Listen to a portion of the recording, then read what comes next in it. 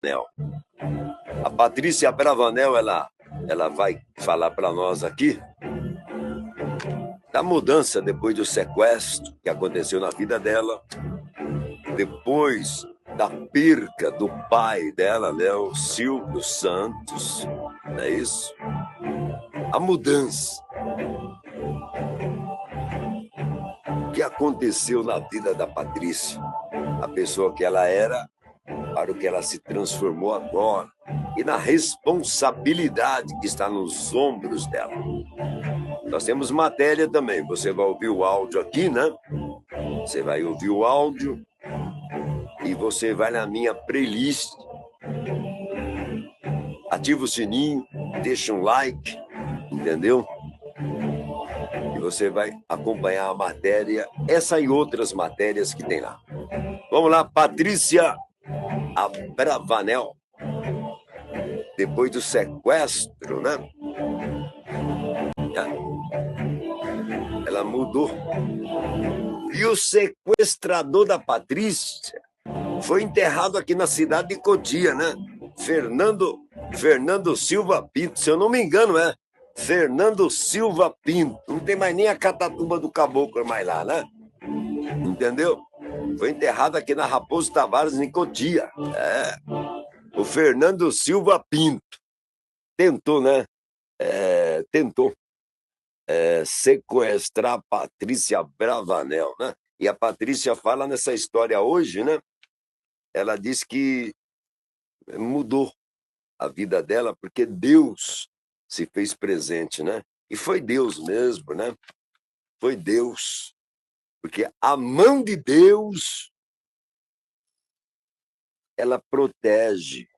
E, ao mesmo tempo, a mão de Deus é pesada, né? Eu sou temente a Deus. Não sou evangélico, não sou ateu, não sou muçulmano, entendeu? Não vivo no pé do padre, nem no pé do pastor, mas eu acredito em Deus e me curvo na presença dele. E acredito na história que a Patrícia falou aqui, né? Na mudança da vida dela e a responsabilidade. Para continuar com o legado do pai Silvio Santos. Gente, receber uma herança é fácil. O difícil é manter aquela herança. Essa é a grande realidade. Entendeu? Porque o Silvio conhecia do auge do sucesso. Entendeu? Então é mais ou menos isso. Vamos ouvir. Muito obrigado aí ao Carlos Alberto de Nóbrega. Obrigado, Carlão. Você é o cara. Qualquer hora vem aqui fazer uma visita para nós, hein? É mais elétrica, assim, mais... Sim, vamos fazer isso aí, né? Mas eu quero brigar. Quem é o bom aí? Então, eu fui aquela filha que sempre bateu de frente. E aí, bater de frente com meu pai só perde, ruim, né? Hein? Aí a maturidade foi me ensinando que é muito melhor não bater de frente, né? Porque a gente, com jeitinho, a gente vai conseguindo tudo. Mas eu, jovem, eu batia de frente. Então eu era aquela que, sabe, que queria as coisas pela minha força. Hoje eu tenho mais jeito. Acho que a maturidade vai dando isso pra gente, né? É verdade. Sabe, até com o marido também, não bate de frente, não. Daqui a pouco eu conquisto. Daqui a pouco eu... Sabe, assim, com jeitinho a gente consegue tudo. É verdade. Você se lembra do sequestro? Lembro. Foi na época que você morava no Morumbi, né? Morava no Morumbi com os meus pais ainda. Exatamente. Ali foi... Você botou pra quebrar. Eu botei pra quebrar? Qual a visão de vocês em relação ao sequestro? Em relação ao seu sequestro? Eu achei uma loucura, né? Eu achei que é uma loucura. Você foi muito... Passou uma frieza. Uma frieza, assim, um controle. Eu lembro disso. Olha, eu aprendi tanto naquele sequestro. Aquele sequestro, pra mim, foi assim, a Patrícia antes e depois do sequestro, né? Eu tinha 20 e poucos anos, não sei, agora eu não fazia... 21, 22, sei lá, 21 anos, E na época eu fazia faculdade aqui no Brasil, tanto que foi depois disso que eu fui morar fora, fazer faculdade fora. E aquele sequestro, pra mim, foi assim um marco, um divisor de águas mesmo, porque era um começo engraçado, né? Quando a gente foi um encontro que eu tive com Deus. Sabe, assim, com uma fé, com um relacionamento com Deus que eu não sabia que existia, que eu ouvia falar. Mas no sequestro eu experimentei esse cuidado de Deus, sabe, com a gente. Cuidado mesmo, eu senti que Deus estava comigo todo o tempo e que Ele estava falando, calma que vai dar, sabe assim, vai tudo certo, vai dar tudo certo. E por que isso? Teve um dia, muitos meses atrás, que eu acordei e eu tive um sonho. E que eu tava com uma funcionária em casa. E aí essa funcionária, eu tava com ela ali. E aí, de repente, ela tinha tipo, mar aqui na frente. E uma gaiola. Sabe com aquelas gaiolas que tem tubarão? Mas os tubarões ficavam fora da gaiola? Não, no sonho, eu entrava na gaiola e os tubarões estavam dentro da gaiola. Deus. E aí, então, a funcionária que trabalhava na casa dos meus pais, eu deixava ela e eu mesmo entrava na gaiola e eu nadava com os tubarões. E eu não sou uma pessoa que fica contando o sonho, mas acho que eu acordei, cruzei com ela, falei, nossa, eu ia com você hoje. E aí eu contei pra ela o sonho, compartilhei esse sonho. Muitos meses depois, o sequestrador entrou na minha casa, ele pegou uma funcionária de casa. Ele estava com a arma. Quando eu cruzei com ele dentro de casa, ele estava com a funcionária. E aí ele perguntava assim, quem é você? Aí eu falei, eu sou a Patrícia. Aí a funcionária, ela é filha. E aí ele, você vai comigo, vai comigo. Aí ele deixou ela, me pegou. E aí a gente foi até a garagem. Eu entrei no carro. E aí naquele momento ele colocou um capuz em mim.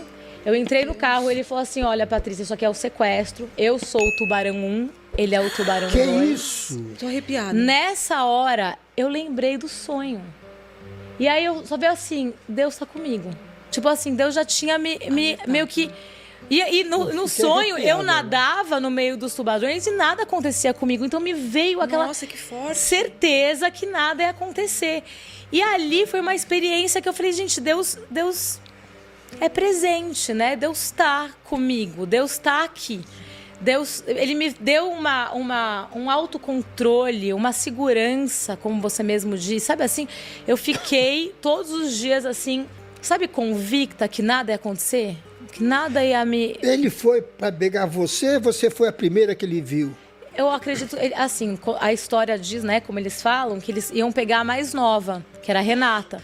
Só que elas já tinham saído pra escola. E aí eu era aquela filha meio... Na escola não era muito boa, não. Você estudou no Objetivo? Não estudei. Não. Eu tava na faculdade, na FAP, na época. E eu tava atrasada. Então, na hora que elas já tinham saído, a Renata pra escola, a Daniela, não lembro, a Rebeca. E eu tava atrasada, indo pegar roupa no quarto. Pegando roupa da irmã, né? Lá. Normal. No quarto da minha irmã. E aí, nessas, eu cruzei com ele. E aí foi isso. Quando eu voltei do sequestro, eu voltei certa mesmo que Deus é Deus, gente, nas nossas vidas. Se a gente se abre para abrir e conversar com ele fala com a gente, ele cuida. Foi uma experiência minha com Deus, com a minha fé. Eu acho que antes disso eu não tinha fé. Eu vivia sem esperança, sem saber. Mas você conhecia Deus? Eu conhecia como judia, fiz bar mitzvah. A minha mãe já tinha tido esse... Porque é uma conversão, né? Parece que assim, Deus vai lá e toca, assim, né? Assim, minha mãe já tinha já tinha tido essa certeza dentro dela, e ela ficava falando, acho que ela era uma chata. Falava, ai, minha mãe, ela vem... Sabe, crente chato, porque às vezes crente é muito chato. Crente fica querendo converter todo mundo, eu acho um saco, tá? Ai, caramba, minha mãe que pentelha, já vem com esse papo de crente pra cima de mim. E aí... Ela foi a primeira? Ela foi a primeira.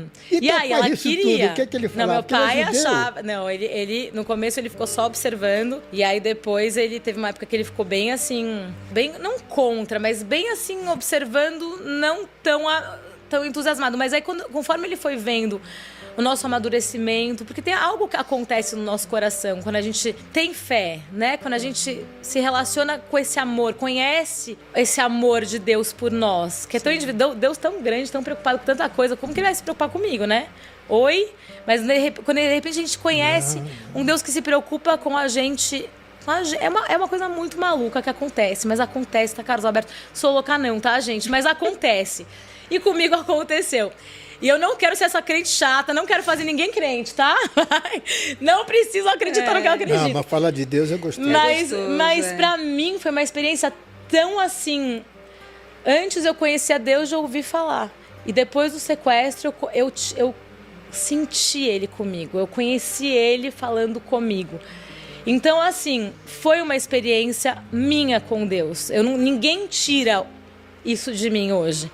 Entendeu? Então, minha mãe, ela trazia, eu achava um saco, mas eu acho que até as orações da minha mãe, um dia, eu entendi esse amor. Eu entendi, como se eu tivesse, sabe, receber vida, assim, um sopro de vida que enche, Você que notou, preenche, né? que abre os olhos, que vê que a gente tem, sei lá, um futuro, que tem coisas boas que vão acontecer. Foi isso que aconteceu comigo no sequestro. Então, eu saí de lá muito cheio dessa esperança, com essa experiência muito viva dentro de mim. Eu queria anunciar pro mundo, né? Tanto que eu saí naquela varanda, parecia que tava falando com colegas, quando você não tinha noção. Tá certo? Um abraço aí ao Carlos Alberto de Nóbrega, pelo carinho aí, né? E parabéns aí pela matéria, viu? Tá certo? E a Patrícia, ela conta muito mais da mudança na vida dela, né? Depois do sequestro e agora com a perca do Silvio, a responsabilidade que está nas costas da Patrícia, principalmente na da Patrícia, né? Tá certo? Beleza? É uma responsabilidade. Receber uma herança é muito bom, né? Agora, manter o legado do SBT que é corrida, ela tem que regaçar as mangas, amarrar o cabelo e ir para a luta, porque é uma responsabilidade muito grande, principalmente da Patrícia, tá certo? Principalmente da Patrícia.